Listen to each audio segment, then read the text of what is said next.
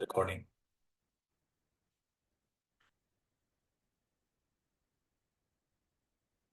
Awesome. So we have that covered. Before we get moving, we did the survey about like, I think I know to like, I know. This is something, a fun spin on how you feel. It's all about how confident you feel about what you've learned in every session. So before every session, we will do a quick poll of seeing where you're standing and what you feel about these subjects. It's fine if we all don't feel that we know everything. It's a feedback for us, and then we can engage with you. We have time to engage with you after the course is done and answer some of the questions that are left out. Final assignment. In the interest of time, I'll send this to you. We'll see if we have some minutes to revisit this, but this is not due right now, so don't worry about it. We can share this with you on an email and the Google Space and take your questions there. Let's get rocking. So on the fundamentals, the overview is being split between fundamentals and evolution. What is shared mobility? It's the shared use of vehicle, any travel mode between multiple users, public, private, any of that, providing a short-term access to indicate, it's not about ownership or long leases. It's about like a finite short-term access. That's what will be defined as shared mobility. Now, what does shared mobility look like? Most of us have seen. It's not everybody has some idea about shared mobility already. But just to give you a quick overview of like it could be mode agnostic, right? So it could be bikes, cars, scooters, cargo bikes, shuttle buses, private and public transport, transportation agency run, carpools and van pools, cargo vans, gondolas, right? So that also means that shared mobility doesn't need to be always driven, like driven by the user. It could be driven by a driver, and then you could still be part of it, or not driven by anybody at all, just the computer, like autonomous shuttles. Public transport also qualifies as shared mobility, and hence the whole ecosystem. Now, carpooling is also called ride sharing. Now, ride sharing could also be like Uber and Lyft, but nowadays they do less of sharing and more about like you sharing somebody else's car. I guess technically that's still sharing, but it would be qualified as ride hailing or ride sourcing, which is Uber, Lyft, and taxis. So conventionally, they are all taxis. The difference is in the regulations. So TNC, meaning transportation network companies, are mere platforms to connect users, riders to drivers, supply to demand. Taxis do that too, but taxi companies own the fleet, employ the drivers. They have a union, most likely in most countries, and they also connect the riders with the drivers. So Uber and Lyft are just asset-light models. What does shared mobility look like in terms of like operating models? There are different ones that are, and you may have a checklist for yourself, like, oh, this is free floating, this is station-based. So yes, free floating meaning a user can discover and book a vehicle anywhere and drop them pretty much anywhere. Starting from the Wild West approach back in like 2017 in California, free floating scooters just populated all the sidewalks and all the streets, more sidewalks than on the streets. Nowadays, they work with firm, well-accepted practical rules. So there is a very firm infrastructure and architecture around defining those systems. They have home zone, they have defined service areas, which all users can pick and drop in vehicles in. So there are guidelines around everywhere that you can park and what you can do with it. One way, as the name suggests, it's between A to B. So there are different ways. Like it could be free floating, it could be one way, it could be two-way round trip. Round trip just means that it has to come back to the home location, right? And there is also station-based, which doesn't necessarily need to be round trip. So station-based meaning it's just that it limits you where you can end your trip and start your trip. There are stations, those could be docked, like putting your Mobi or bike share bike into the docking station or just leaving it at a place which is virtually visible through the app that a user can see. And those are still called station-based. And they are still A to B, like one way or two way. right? So it could be any of those. And finally, the systems could be open or closed, meaning open to general public and paid for every trip or subscription based, or limited to a closed group of users like employees or universities, or depending on the financial agreement, they would pay for it at a subsidized rate, or it would be altogether free to use. And moving on, similar aspects in cars, just bigger vehicles. For just to add a little bit more in addition to shared mobility. So car sharing can be free floating round trip, or also there is like a flex or hybrid, depends on how the operator calls it. So that's basically like limited zones are free floating, and outside which the user will need to find a station to end the trip. It's basically to manage the operational efficiencies from the operator side. Similar to bikes, fleet of cars could also be available to the public, like Evo, Modo, Caminato, or for a closed group. Like we have other players in the US, like Envoy there, or in Canada, like Kite Mobility from Ontario. Peer-to-peer, like Turo that you see, is also sort of like a ride-hailing concept where you and I, if we own a vehicle, we can host our vehicle on this platform, such as Turo. And the platform does the marketing and acquires users to rent. And we make some commission out of those vehicles, right? So it's basically like a user-driven ride-hailing kind of concept, but you're not driving the vehicle. Yeah, it can be managed autonomously through technology or through emails and phone calls, like it was done way back. Even different permit models. So for car sharing, there is like free floating and station based. It's a good practice to reserve some street parking space for car share and get preferential parking, especially for users to be incentivized to go to a crowded area with car sharing. Station-based operators need to prepay, reserve a permit for their parking locations. That's how it works for station-based models. Fleet floating operators typically have like a blanket permit that allows their fleet to be parked all around the city.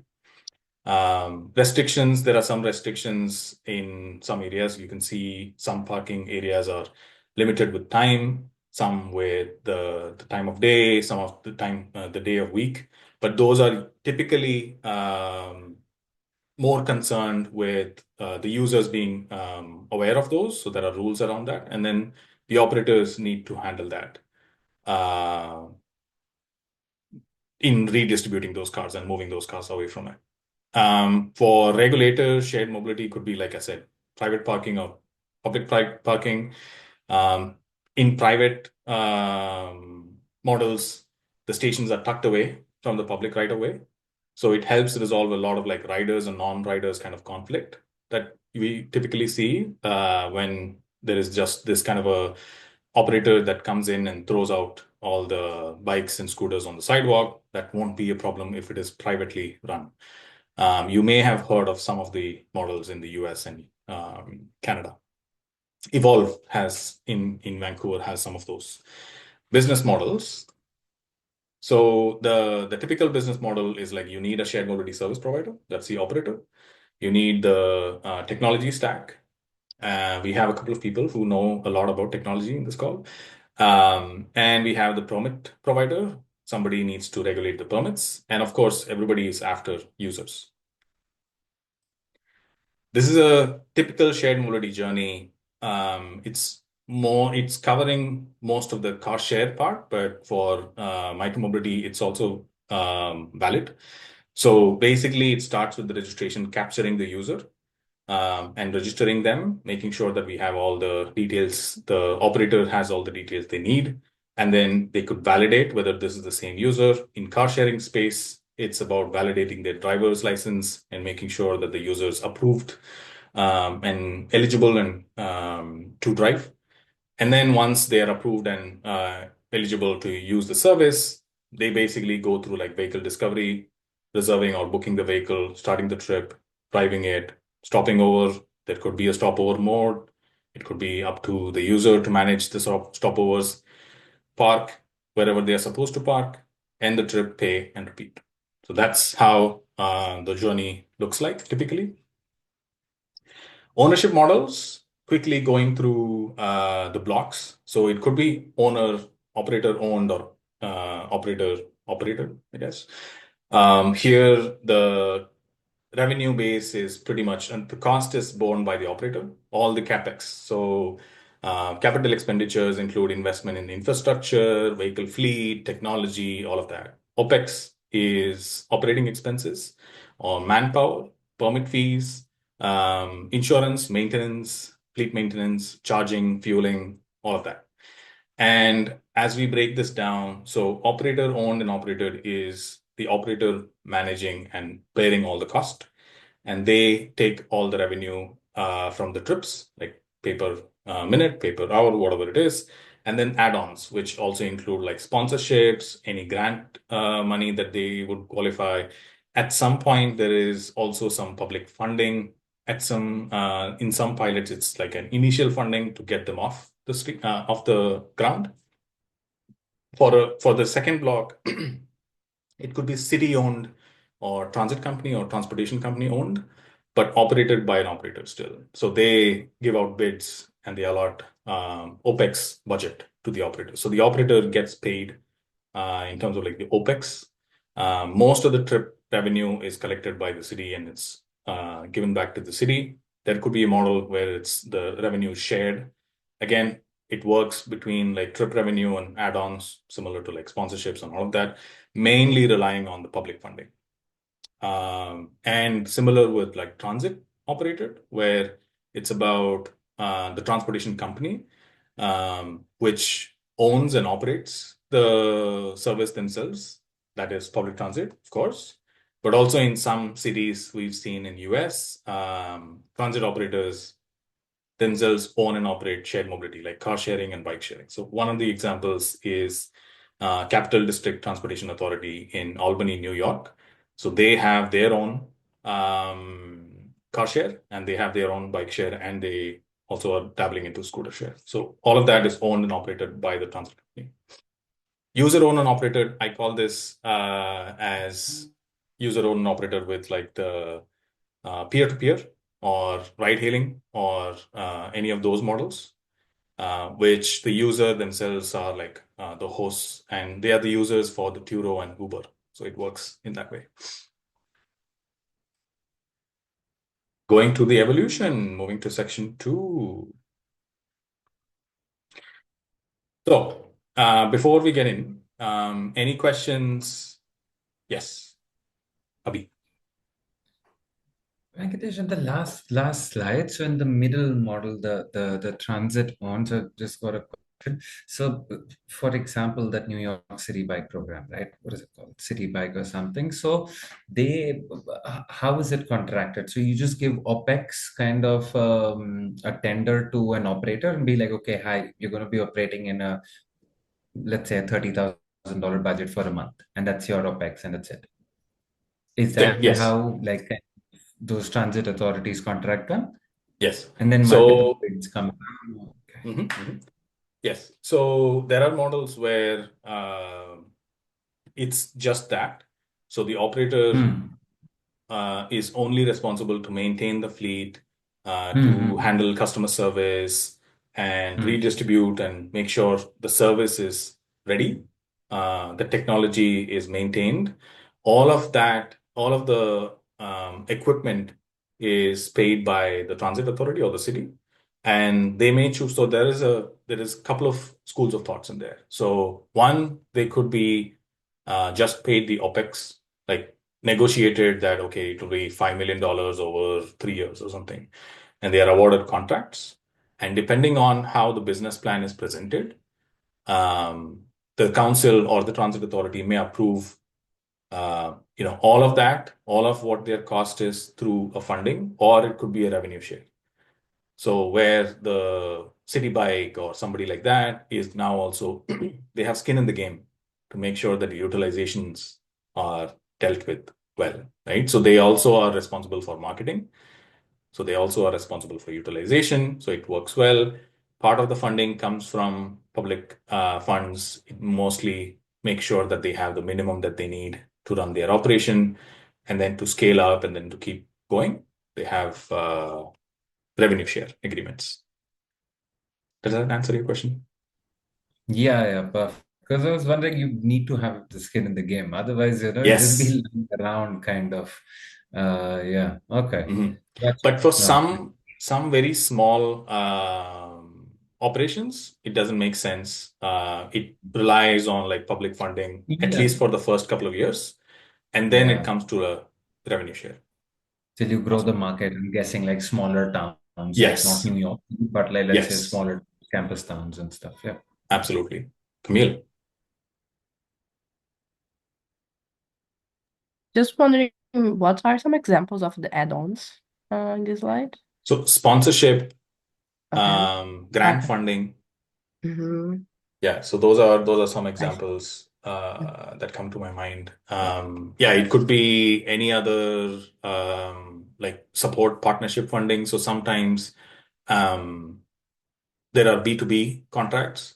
So in some car share areas, they have some contracts with employers to make sure that these vehicles are available to them, to their employees at a different rate.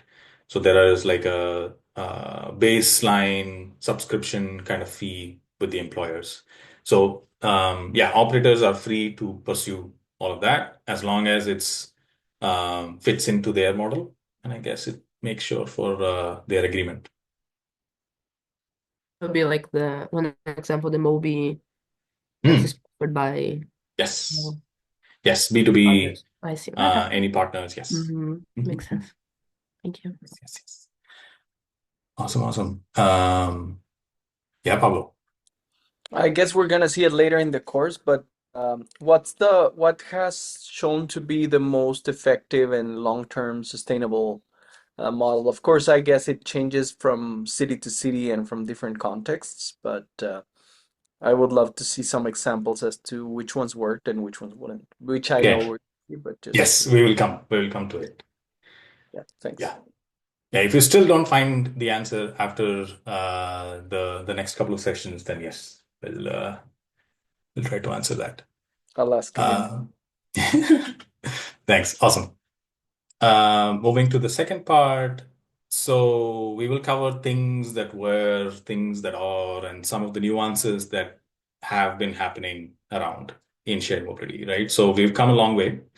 And starting with some of our favorites, the early days of shared micromobility that we all remember and cherish so much. Some of us may have like wallpapers in our houses with this. Some of these instances even linger around today, and it's like deja vu, at least for me. But they're mostly dealt with. So the problem here was poor user guidance, pricing, and the novelty of scooters was appealing to the high energy demographics, less technology reliant in the sense that it was all about like fancy tech and convenience tech and not about securing tech, like less about validation. So technology wasn't at the point to preempt what could have happened, right? So partly the reason was also, and it still remains, disrespect for public property. The moment it's not ours, people just throw it around. Very common all across the world. I think none of the countries are exempt to this. Anywhere you throw around shared scooters or shared bikes, you will see them, yeah, flying around or swimming anywhere. Scooters and bikes were all broken, could be broken down. They also could be used for parts. IoTs could be, just ripped off. So technology was not at the place, and operators were short-staffed. They did not know what to do. It was early days. Everybody learned their lesson. Cars weren't spared either.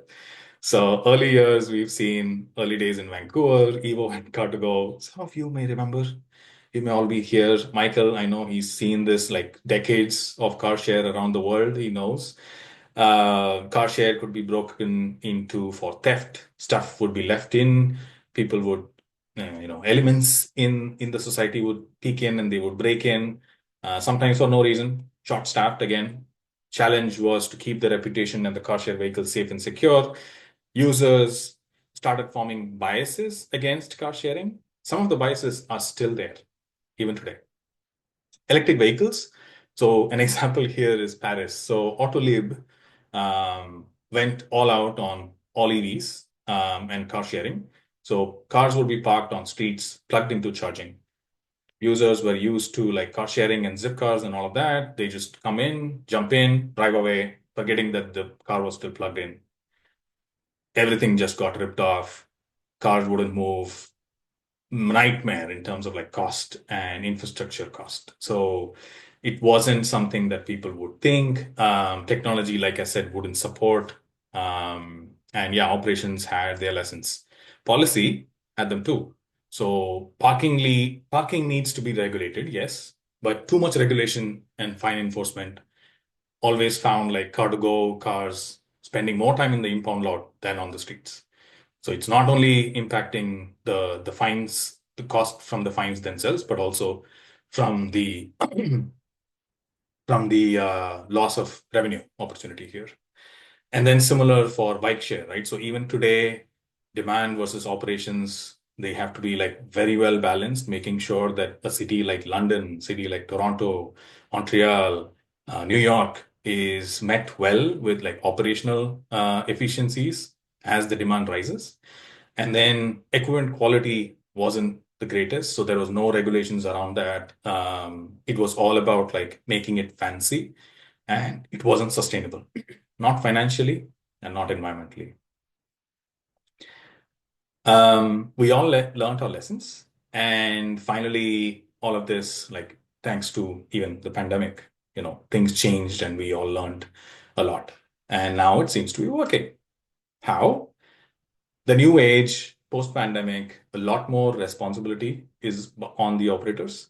They've taken responsibility. They've stood up to the challenge. Cities are well informed. They take piloting seriously. There is a great deal of public and private partnerships thriving in cities worldwide. Services are physically integrated, digitally seek to be integrated. We see pilots in North America. Some fail, some thrive, but people are still open to trying it out. Some partnerships are not just like meant to be like forged in stone or set in stone, but it's very flexible, like Communato and Big C in Montreal, where they realize the membership, the member base, and everything that the member believes is the same. So if you're using bike share, there's a very high chance you will use car share and vice versa. So why not work together, right? Cities starting to have longer term permits, and operators are, both of them, cities and operators are creating welcoming spaces for the users to try and embed the services, make it local. Long-term permits, why they make sense? Because operators are no longer like, we need to win the next election. They don't have that pressure anymore. It's for a few years, so the operators can go back and focus on their efficiency and invest in the community. And there is a return. Technology also has scoped up in the last so many years, right? There is a big extent of how driver behavior could be tracked, more precise in terms of like location and analysis and control for scooter parking, for example. And let's face it, all of this, we have to give credit to the users. Because the systems have been reliable and available, like you see Big C in Montreal, in Mobi, Modo and Evo, Communato, and so many systems, City Bike in New York. They're all been there for so long that now users have embedded it in their way of life, and it's fit in when it comes to like a city's image. And that's where it starts, tipping the scale into like successful pilots. Now you cannot live without it. You cannot eliminate those. So that was the evolution part. We saw what was there, what is there now. I wanted to quickly show you what the shared mobility sustainability triangle is all about. When I show you this, you'll be like, oh yeah, right, it makes sense. Of course, there are like three corners. So, but not all the time, everybody thinks the financial aspect is as important, right? So when it comes to like environmental, it also feels like, oh, it's not about the money or something. It's not that. It's about being financially sustainable as well. So when the service can cover its own cost, there's very little reason for it to just end. And in terms of like financial, when it comes to financial sustainability, we mean self-sustaining profitability, not Elon Musk, Jeff Bezos, private island, private jet profitability, right? So that's not individual wealth, although that's what most of the early VCs have ended up doing, right? So everybody's made personal wealth. And even though the services are gone to the ground, founders are still thriving. They have their money made up through all the IPOs. So that's not what the system's all about. And that's not the kind of sustainability we're talking about. So there is environmental. The key aspect there, in the interest of time, I'll just mention one keyword in the environmental side: measurement. So whatever you do, and we will have the slides with you for you to look through again. But whatever you do and however you plan, we have to make sure that the environmental aspects are measured, and whatever improvement it is being tracked, right? So there is always measurement. It doesn't necessarily need to be like zero emission in all aspects, as long as it's impacting less number of trips. If it is car trips, if it is less number of trips, that's good enough to keep going. No need for like killing yourself or shooting yourself in the foot with costs on EVs if you can't afford it. Again, on the social part, it's very important for us to manage socially that the service fits in with the city, because if it doesn't, then the users won't use it as much, and it won't give you the level of usage and utilization that you're looking for. So even from the environmental side, so there is long-term cost. So as much as you focus on keeping equipment and keeping those lasting for longer, it feeds into financials. And social, if it feeds into like all aspects of life for people in a city, then it feeds into financial. So financial is all about the long term. It needs to be predictable, and you don't have to be profitable from the get-go. You will not be, most certainly.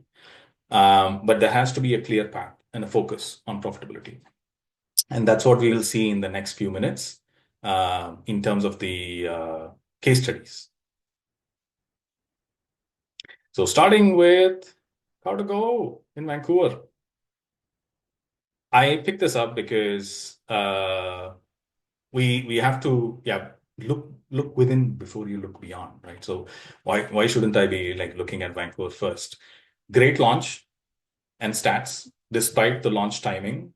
If you are very curious, just Google Vancouver Car2Go launch Canucks hockey game, and you'll see a video. Yeah, have fun after the course, not now. So then, tip: do not bank on a big game night for your launch. Okay, if you're launching a service, don't go with something which is a gamble. Car2Go wasn't a pioneer by any means, but the sheer financial muscle that Daimler had and European success that it had led it to launch a nice and solid 225 car fleet with a pay per minute, which was like so attractive for young professionals. And with a well-rounded partnership strategy, they made Vancouver one of the greatest car share success stories that it is today. So after 8 years, Car2Go, before they were Car2Gone, had 1,200 cars and 200,000 members. So to give you perspective, so 200,000 members were from Vancouver City. And at the time, the Vancouver's population was about 600,000. So about 1/3 of the city's population was a member to car sharing. So it was such a solid base. And the good thing was there, as the policy, as Car2Go grew, the policy was very robust across municipalities in Metro Vancouver. That helped players like Modo, Evo launched in the middle. And that way now users just had more options, and people are like, oh, this is so great. And in all of this, it didn't, it became a sustainable market, and it made sure that the policies are favorable for users and for the operators. And now, because it's been let to thrive for a longer term, we can say that Vancouver is very successful in car sharing. Extra tidbits, it did not work out the same way in Calgary or Seattle. I mean, Seattle, recently we had gig car share, which was the free floating car share, exited. They couldn't sustain for various different reasons. One of them being they never integrated into the ecosystem. So it's a topic that we will cover a little bit more, not about gig car share, but the ecosystem topic in the next course on Thursday.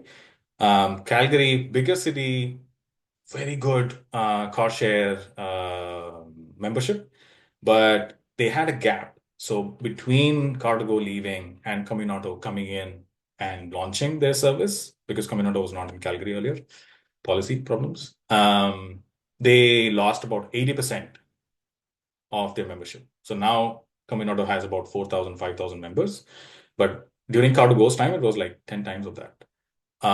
So yeah, it wasn't as rosy a picture for the other cities. So the success relies on the system being around for a long time.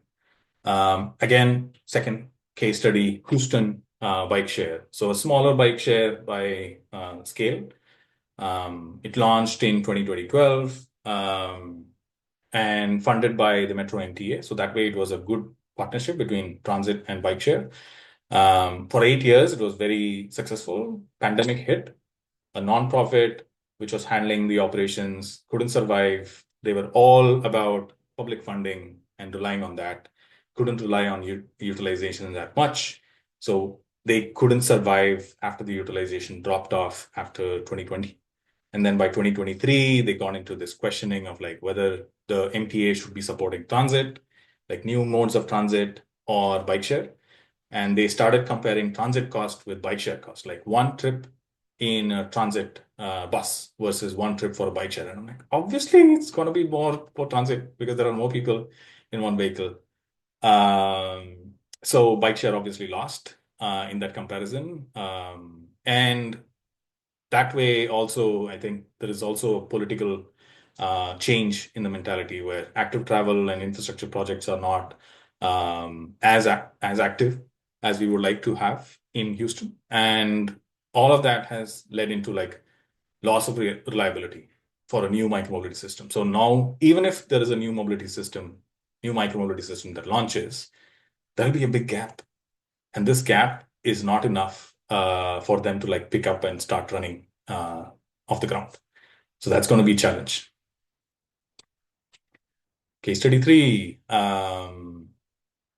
Imagine you getting up the next morning in your city and it has a bike share today, okay? And a car share.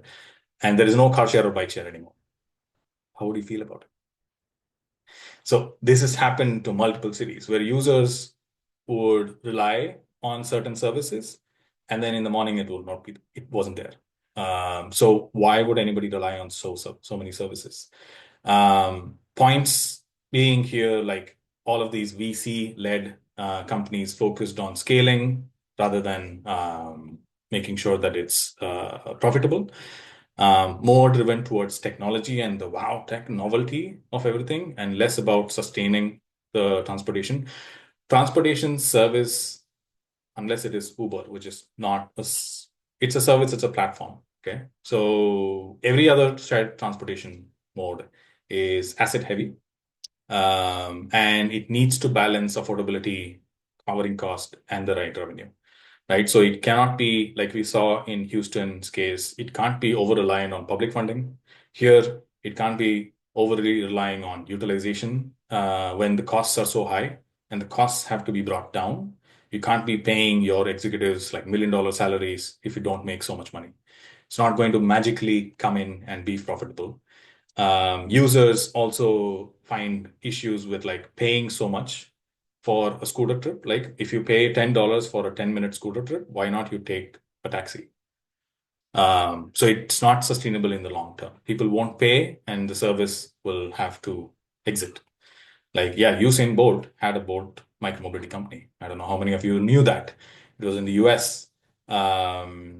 Jump from Uber. Uber quickly realized it is asset-based. They sold it off. Hellbiz, a hell of a business model. not in a good way. So founders like for Helbis, they are still there. They're still around and they are successful, but not the service. Leaves a bitter taste for the users. Okay, so that's everything that we had. Before we go into like a quick recap and group work, I want to do a quick quiz if everybody's up to it. Give me 1 second. You will see the poll in your. Yep, should be able to see it now. Please go ahead, take a minute, go to the quiz.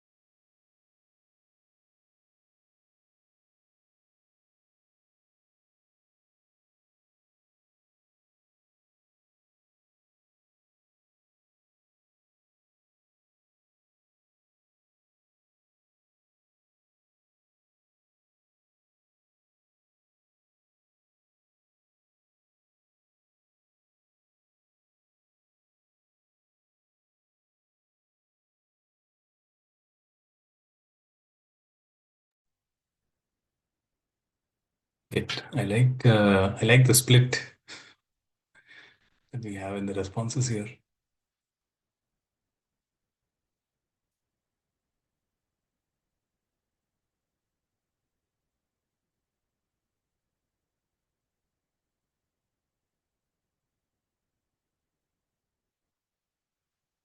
Okay, awesome. We have everybody's results, correct? Okay. And yeah, so the first question, shared mobility always needs a permit to launch in a new city. Yeah, it's tricky. May not have been very explicit on that, but you don't necessarily need a permit to launch. You just need a business license. Because there is an option for you to launch services without public space, right? So if micromobility, you can still launch it in a private area for an employer kind of place where you need just a business permit from the city.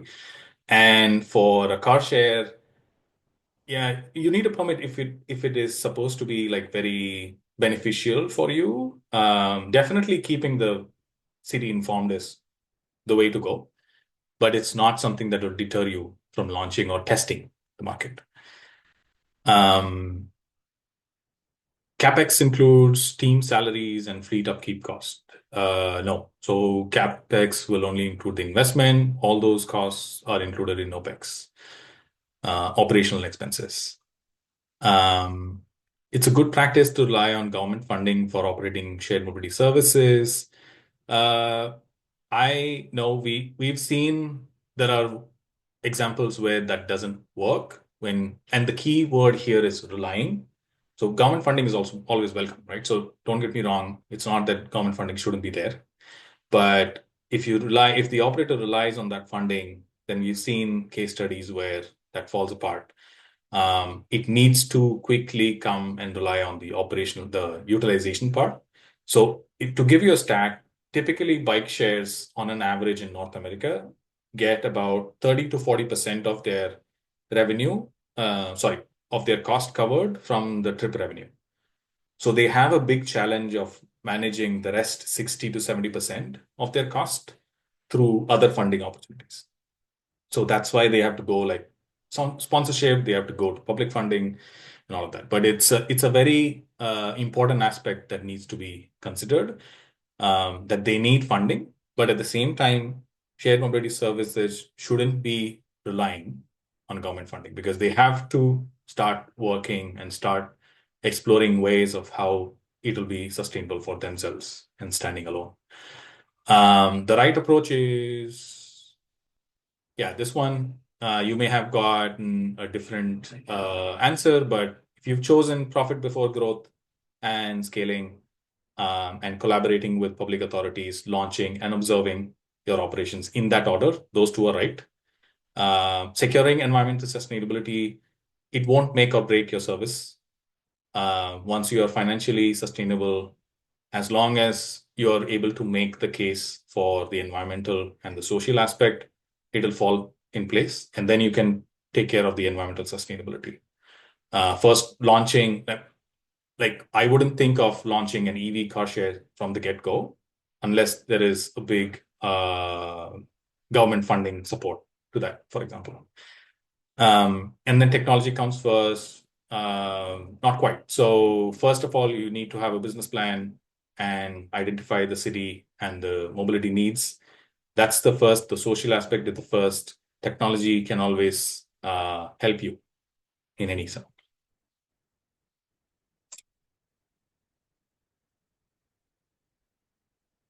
Awesome. So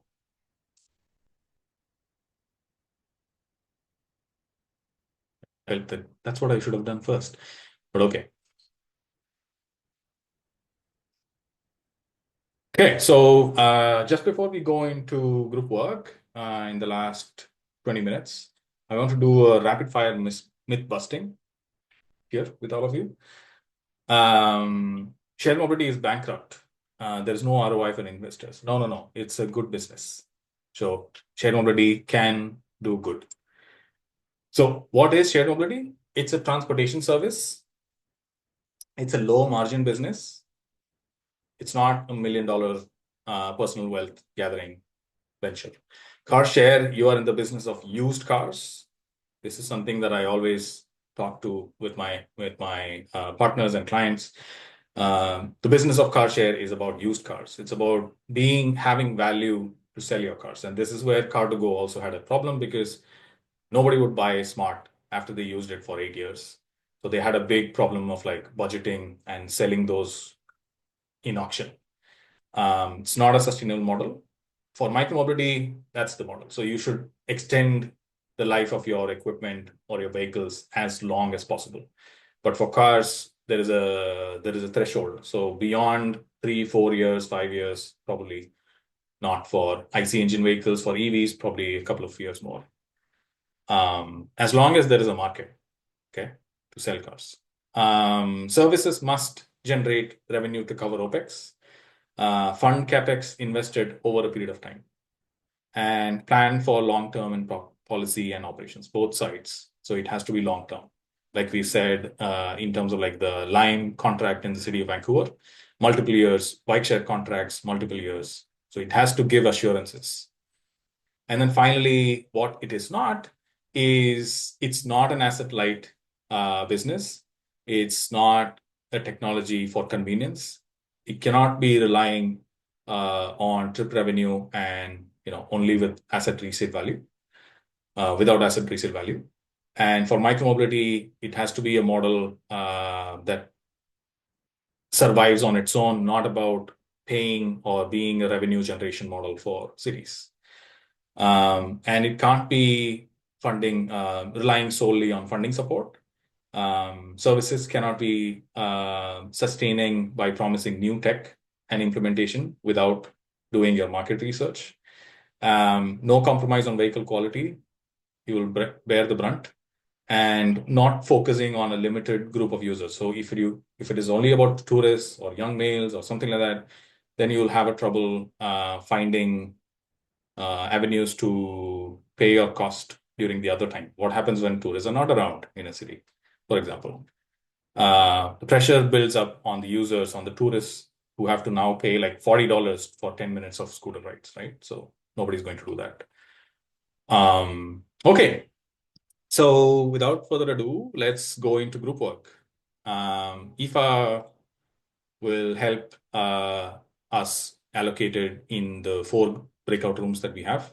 So we will take 10 minutes and we would pick a mode, a business model and an operating model, analyze some pros and cons, what do you think will work and why you think it'll work, and then discuss some of the barriers and possible approaches to overcome. Like, I want you to analyze maybe in your city, maybe in some other city that you have, just talk about the pros and cons of the service, and then come back and let's share, one of you share with the class. And let's do like a 1 minute or 2 minutes round of sharing. And then we'll see if we have questions from everybody else on that. Okay. So everybody has your breakout rooms. See you around.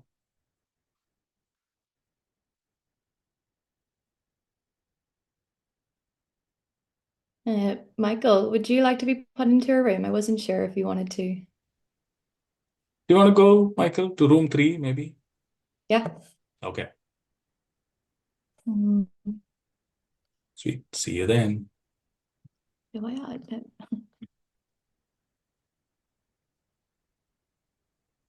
No?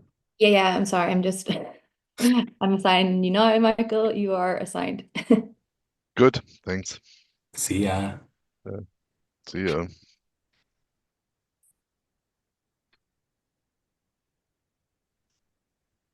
You have to join, Michael.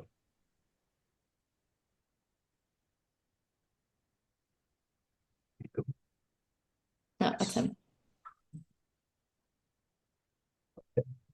Going good. Yeah, we have what? 15 minutes? Wrap it up. I automatically the breakout rooms are going to auto close after 10 minutes, and yeah, it'll notify us when it's up. Time's up.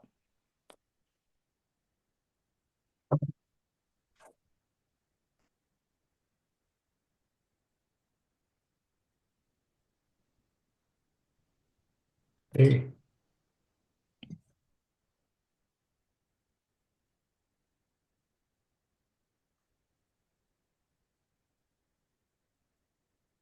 So this room is still being recorded and the breakout rooms are not recorded. I think that's right. Yeah. Yeah.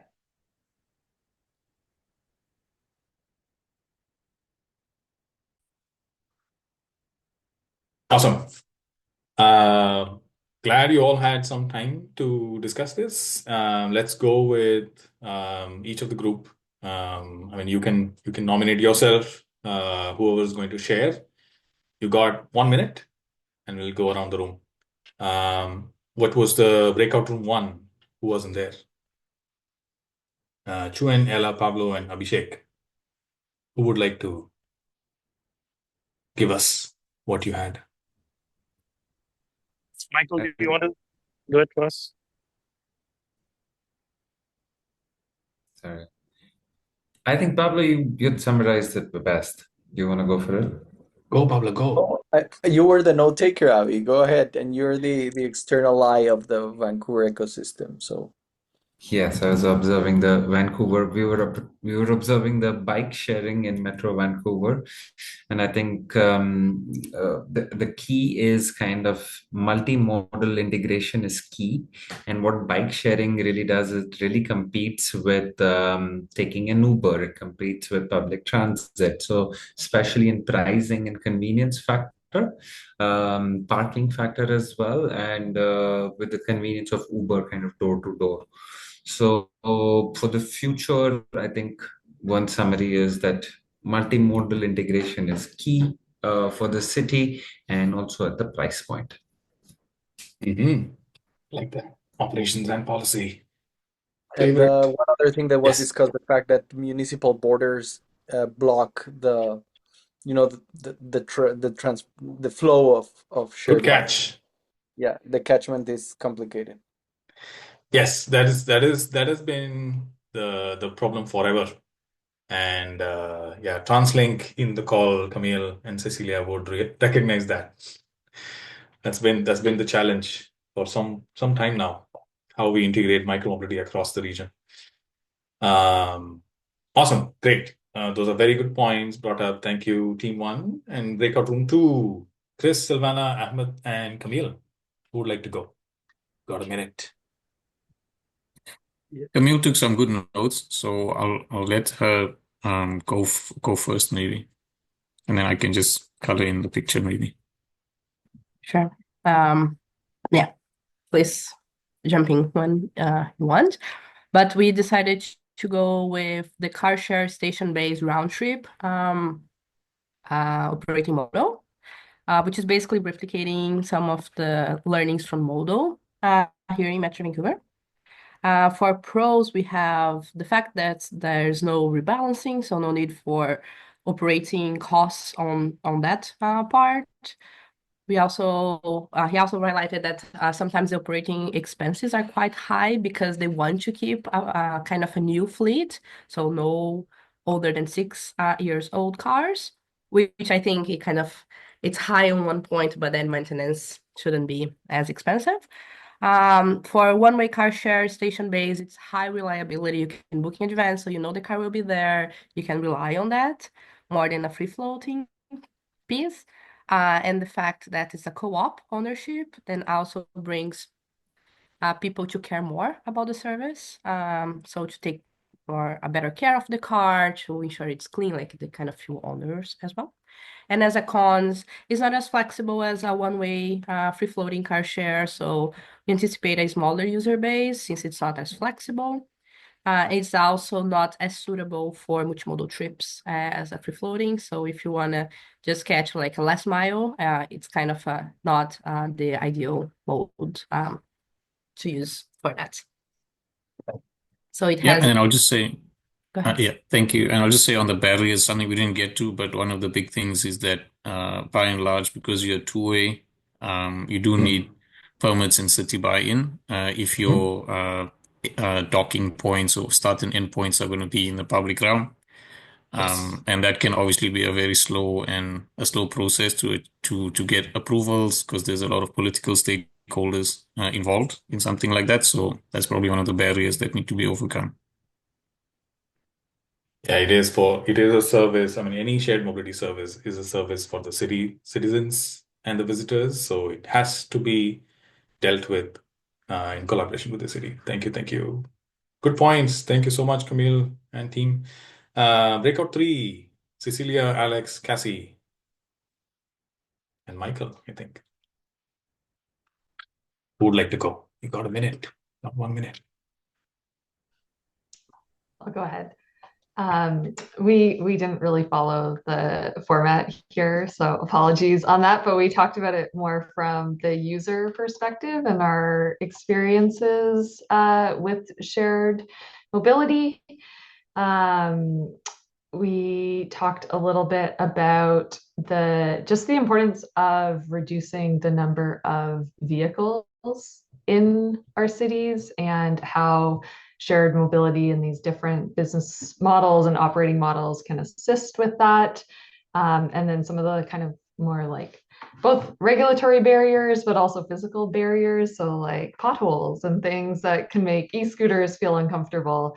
We were talking about like when newcomers or young people get cars, and it can be really hard to give up that car ownership. So finding strategies and ways to kind of entice them to shared mobility before they become car owners can be really useful as well. Yes, that's a big challenge of like convincing users of why they should be using and relying on this. It's a long route. Awesome. Thank you so much, Cassie. If we find Yes, answers Michael. to that question, Go if on. we find answers to that question, then I would say this is a marvelous class here. Yeah, I mean, that's the core point of it all. Yes. That's what we want to find. Yep. Awesome. Thank you so much. And lastly, Jeremy, Shanaz, Shani, and Cesar. I think I have the notes. So we looked at, I guess, discussed micro-mobility shared services by a transit owner operator was the way we were looking at it. And then the pros of that are the integration with an existing system. So things like wayfinding, visual recognition, integrating with first mile, last mile, and destinations, payments, and then like design and data sharing. Benefits from familiarity from its existing user base, very likely to benefit from like supportive funding from government. Some cons, if the service is poorly managed, it fails and it fails big. As a monopoly, it may or may not offer the best value for the user. More CapEx for one organization to take on, and then suppresses competition or raises barriers for the private sector to get involved in the space. And then a couple barriers we noted were these agencies are large and can be slow moving, so slow to adapt to technology change potentially, and subject to like political risk and bureaucracy. Those are my notes. I like that. Yeah, it's like you're thinking like targeted, trying to like what we need to launch something now, which is nice. I like that. Awesome. Thank you so much for sharing that. And that ends our course also. Before I know we are at time. Thank you everyone for participating. Before I let you go, a couple of notes. Got a quick recap of what we looked here today was about diverse models. We looked at not just ownership, but also like permit and business models. We looked at challenges and lessons learned from past failures and policy successes today with operations. The sustainability triangle, so not without financial, will be the key takeaway here. And case studies and market realities where reliability takes a long term to give its impact and effect. Rebuilding trust in the system takes a longer it's a longer challenge. So rather have something running for a longer term than ending something for financial reasons and then starting over after a few years. It's a low margin business. It's an asset heavy business. So financially, you need to be really on top of your game, operations or policy wise, to cover the primary costs. And utilization is the way to go for revenue. So that's everything we had today. Before I let you go, there are a couple more things. Please bear with me. Won't be more than 1 minute. So I have a request of like taking a class picture, all of you. So if everybody can switch on their videos for one time before we end today's session, it'll be nice. And yeah, whatever poses you want to do, that's great by me. As long as we have everybody here putting in. Venkatesh, can I get you to stop sharing the screen just for? Oh, sorry. Yes. Thanks. Okay. Alex, do we have you here? That's a Okay, great have avatar, everybody- by the way. Alex. Okay, let's take one and then we'll see if he comes back. Everybody smile. And do one more. Thank you. Thank you all. And yeah, if there are any questions, we will be available on Google Space. So after this session, please email us if you're not finding your way to the Google Space again. Thanks for all those rocket launches, Abhishek. And before we let you go, so session 2 will be by Sandra Phillips. It will be on ecosystem approach. Just one thing that you should note, all the sessions starts at 9:30. This one starts at, the second one on Thursday will start at 8:30 a.m. So yeah, keep your Keep your calendars update by that. And then, yeah, your pre-read and Google Space and Gmail IDs are with you. If you have any doubts, feel free to engage with us or just email if that's easy for you. And anybody who can't make it for the Thursday session. Is the time correct, Venkatesh? We're starting at 8.